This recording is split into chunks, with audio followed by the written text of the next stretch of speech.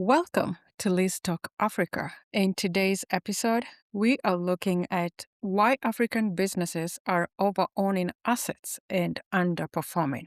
This is our fourth episode, powered by Velocity Global Leasing, where leasing knowledge meets the African opportunity. I would like to tell you about a business owner I met a few years back when I was in banking. He had built something real, a very solid logistics company, good revenue, a team he was very proud of. And when I walked into his office, the pride was all over the room. Framed certificates, photos with his fleet awards on the shelf. But when I got back to the office and sat down with his books, I felt something shift in me. Not criticism, something closer to grief, actually sadness. Because I could see exactly what was happening, and I knew he could not. He was working so hard for so long for an asset that was slowly eating his business alive. You know, in life, we cannot see the cage we are standing in.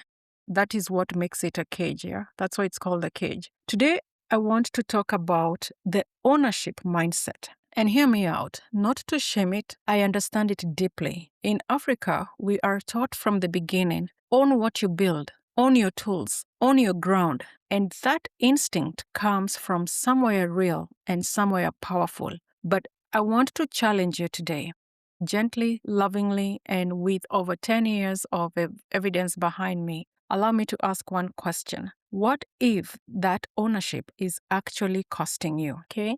So here's what I see constantly across our motherland. A business owner who has worked 15, 20 years to build something, who has sacrificed, who has gone without for so long so that the business could grow. And they look at their owned assets, their trucks, their machinery, their equipment. And yes, they feel a sense of security, a sense of arrival. I own this. I made it. But underneath that pride, the numbers tell a different story. Capital frozen in metal that depreciates every single day. Maintenance bills that creep up year after year. Insurance premiums that never seem to go down. And the worst part, really the worst part of it all, is the opportunity cost. The deals they could not pursue, the people they could not hire, the expansion they kept postponing, not because they were not capable, but because their capital was sitting in the ground instead of working in the market. You see, the most dangerous kind of loss is the kind that looks like success from the outside. I've been blessed to be on every side of this equation, or on pretty much every part of this value chain. I have sat in banks reviewing loan applications from asset-heavy businesses running on fumes. I have been in an OEM showroom watching operators finance the wrong equipment for the wrong reasons. And I have spent years in leasing watching what happens when a business finally understands the difference between owning an asset and leveraging one. The shift is not just financial, it is psychological, it is strategic. And I want to bring that shift to you today. The world's most capital efficient businesses are not asset heavy. They are asset light and capability rich. So here's the promise. By the time we finish today, you will never look at an owned asset the same way again. And I say this not to unsettle you, but to free you. Because when you understand the true cost of ownership, you do not feel cheated. You feel equipped. You feel like someone finally handed you the map. So, what is this cost of ownership mindset that is costing African businesses some growth capital?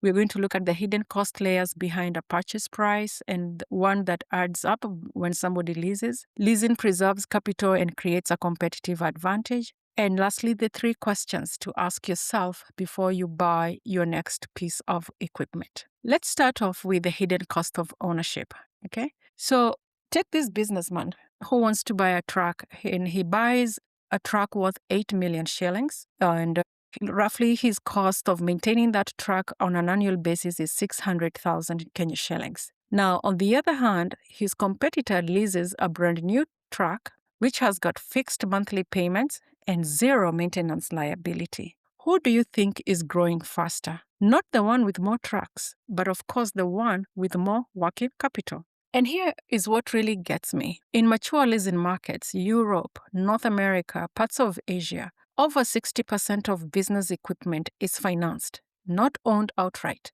That is not because those businesses are financially weak. It is because they learned something our market is still figuring out. Capital that is working is worth more than capital that is sitting every single time. So here is the leasing alternative. One of the major benefits is the preserved cash flow, the flexibility it gives you, and access to newer equipment without capital outlay. Okay? Now, leasing unlocks growth for businesses banks will not finance for an outright purchase. So here's what leasing actually gives you. It gives you that ownership that an outright purchase cannot. It gives you optionality. When the market changes, you can upgrade. The project ends, you can return the asset. Your business grows faster than expected, you can scale. When you own, you are committed to that asset no matter what happens in your world. When you lease strategically, you stay flexible. And in Africa right now, flexibility is the only way to win. So what are the 3 questions to ask before you buy? 1. What is the total cost of ownership over the next 36 months? Not just the purchase price. This cost of ownership, I would like to break it down. There's the cost of the equipment, and there are other costs like insurance, depreciation, tax, maintenance, downtime. All that must be quantified for you to get the true picture. Second question, is this asset generating revenue, or is it a cost center dressed as an investment? Third question, and what could this capital do if it were liquid and working instead of fixed and sitting? Case in point, our business owner who is spending 8 million shillings on a truck. What could that 8 million shillings do for him if it was liquid and not seated in metal? These are not trick questions. They are the questions that every sophisticated operator in every mature market asks before they sign anything. And they are questions I want you to start asking too. Not because ownership is always strong. Sometimes it is absolutely the right call. But the decision deserves to be made with full information. Not habit, not culture, not fear, but information. So earlier on, I started today with a story about the business owner who did not know what he actually did not know. I have been that person in different ways throughout my career. We all have at some point in our lives. The question is not whether you have been operating with incomplete information. The question is what you do the moment you realize it. This podcast exists because Africa deserves better tools, better frameworks, and better conversations. And every single week, that is what we are going to build together. The good news is Africa's leasing market is still young, and that is our advantage. We get to build it. We get to build it right. If today's conversation sparked something in you, I want to invite you to go deeper. From May 15th to May 19th, we are hosting the VGL Profitable Equipment Leasing Masterclass. 5 days, 8 professional tools, real frameworks you can deploy as early as Monday morning. The investment is $97 for the 2 hours, and I promise you, one deal structured differently because of what you will learn in that class will pay that back many times over. The registration link is in the show notes. I would love to see you there. So I would like to wish you a great week ahead. And remember this is Lease Talk Africa powered by Velocity Global Leasing. Looking forward to seeing you in the masterclass. Bye-bye and take care.